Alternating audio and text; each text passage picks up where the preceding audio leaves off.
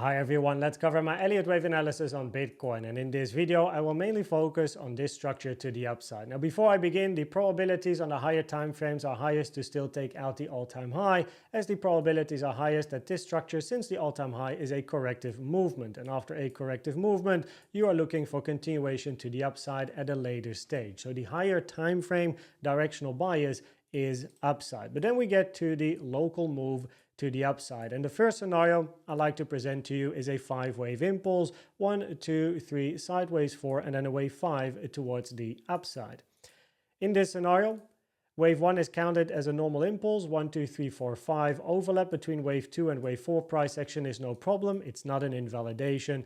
And then we have wave 2, which has to be a sideways WXY, flat, double 3, zigzag, WXY. ABC in W, WXY in X, ABC in wave Y to finish wave 2.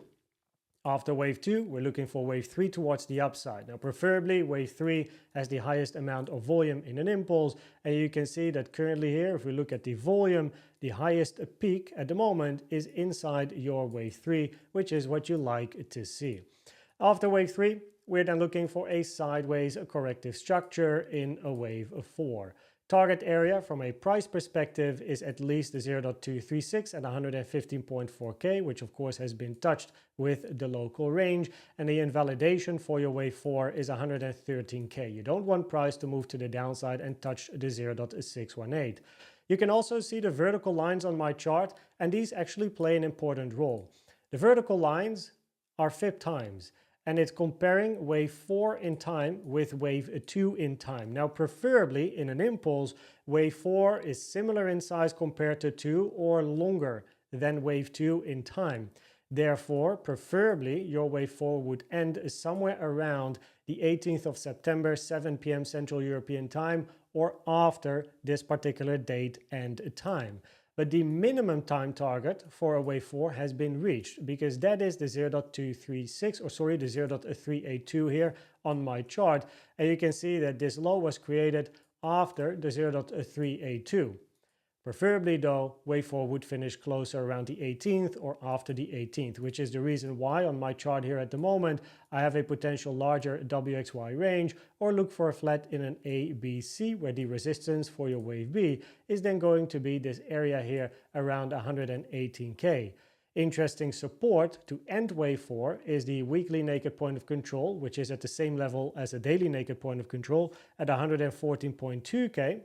Or below that, we have the daily naked point of control at 113.4k, but it gets very close to the 0.618, so preferably we don't reach that level.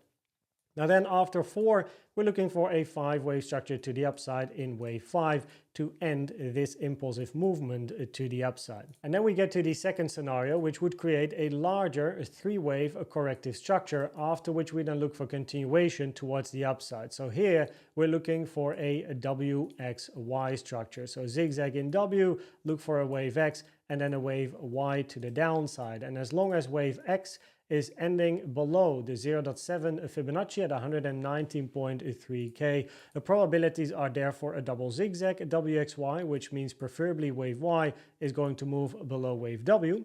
If wave X price action would move above the 0.7 but does not touch the 0.9 at 122.8k, we have to be aware of a more sideways corrective structure WXY, where your wave Y does not need to take out the low of W, but it can. And if you move to the 0.9 or beyond the all-time high, you have to be aware of a flat structure ABC, after which you then look for price to move to the upside. Now, as price at the moment has not even touched the 0.7, I have a double zigzag on my chart, which is WX and then wave Y. Now the move towards the upside is then counted as a zigzag ABC, which then is your wave W. You're looking for a wave X and then a wave Y to the upside. The reason why, preferably, you're looking for an X and a wave Y, and why I don't end this wave X over here, is due to this range. If I shortly go to the 1-hour time frame, then this range on my chart is a higher probability corrective structure. I do realize that on some charts, price over here took out this high. On my chart, it didn't, and I used the Coinbase for good reason. So at the moment, for me on my chart, the probabilities are higher that this structure here is a corrective structure, not a motive wave structure. And in the 4-hour time frame scenario here, if we are looking for wave X to end over here and we're looking for a wave Y to the downside, wave Y should be internally a zigzag ABC, which means you start with an impulse. On the lower time frames, you want to start with a motive wave structure, an impulse or a diagonal. But the probabilities are low on the 1-hour time frame for that to be true on my particular chart. Because if this over here has to be a motive wave structure on my chart, you have to start here with a expanding diagonal structure, but expanding diagonals are very rare, never preferred till everything else fails, which at the moment is not the case. And you can see it here in my text box as well. I do realize different charts, different highs. However, I follow my chart until proven otherwise. In that case, the most bearish option on my chart here would be an expanding diagonal from the high, which is rare. So therefore, counting this as a corrective structure has higher probabilities. Therefore, looking for wave 4s or wave 4s and 5s or a wave X and then up later for a wave Y has higher probabilities. So that is why even in the quote-unquote bearish scenario where you're looking for a larger corrective structure, I preferably still see this high taken, or as a bare minimum, look for a larger corrective structure where we get a move down in then a wave X, and if it would go too deep, a wave B, but preferably a wave X, and then get another leg to the upside in a wave Y afterwards. Now, preferably your wave X is retracing to at least a 0.382 at 113.1K, and that is interesting because as you now know, the invalidation for your impulse, wave 4, is 113. While for a wave X, that is preferably your minimum target.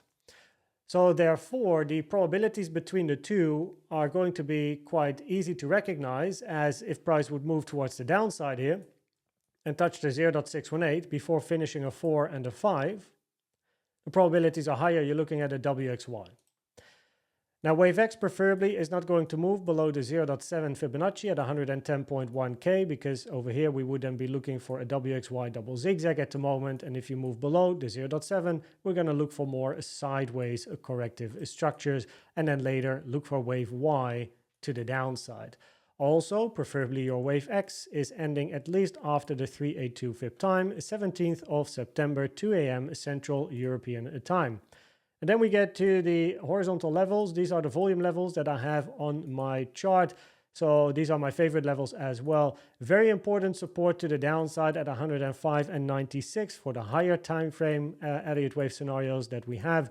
Locally, 118, 121 resistance as well. You can see 114 is important. And then you have some individual levels, as you can see, as price would potentially then move towards the downside. Then we have horizontal time frame horizontals. So here you go. You can use these levels if you want to. Then we get to the news, because today we do have some news over here at 2:30 p.m. Central European time. Trade safe. Also on Wednesday, we have some news, which should be a more volatile day looking at the news over here. So just be aware that volatility can kick in. And then we get to the probabilities. So on a high time frame, weekly time frame, not covered in this video, but I did say at the beginning, we're looking for price to still take out the all-time highs at a later stage, which is aligned with the weekly stuff. So we're bullish on a high time frame. On the 4-hour time frame, we're either looking here for a 5-wave impulse to the upside, 1, 2, 3, 4, and wave 5. Then look for a retracement to the downside, which should be a 3-wave corrective structure. And then you look for another leg towards the upside. Or the WXY, where we have W, WX, and then wave Y. After X, look for a bigger retracement down in a wave Y. Important level is 113K. On the second position is a multi-1-2 scenario where you would count this move to the upside as a 1-2, 1-2, 1-2, 3, 4, 5, 4, 5, 4, 5, or instead of a triple 1-2, you count a double. However, looking into the lower time frames, also this morning, doesn't actually really work. The lowest degree wave 1 has to be an expanding diagonal, which is rare, plus wave 5 is shorter than 3, which is an invalidation. And if you want to count a double, 1, 2, 1, 2, 3, 4, 5, 4, 5 here, this wave 2 is really big compared to your higher degree wave 2, lowers the probabilities, plus the internal count for your second wave 2 is not very nice. So that is why it's on the number 2 position, and I prefer either a single impulse to the upside, looking for wave 4 or 5, or I prefer the W, X, and the wave Y. No? On the 1 hour time frame, the probabilities are highest to still take out 116.8k. This high here on my chart is not taken. Probabilities on my chart are highest to still take out that high. And on the second position would be a bearish option, where this then has to be an expanding diagonal, which is rare. I explained why I follow my chart, meaning this is my high, till problems would appear. If at a certain moment new price action comes in and it just does not make sense anymore to have this as the high on my chart, that is the moment I would switch to, okay, this is going to be the high. But as long as I can count structures here that are absolutely valid, no reason for me to think otherwise. Main resistances 118, 121, main support 114, 111. I hope that this video was helpful or valuable to you.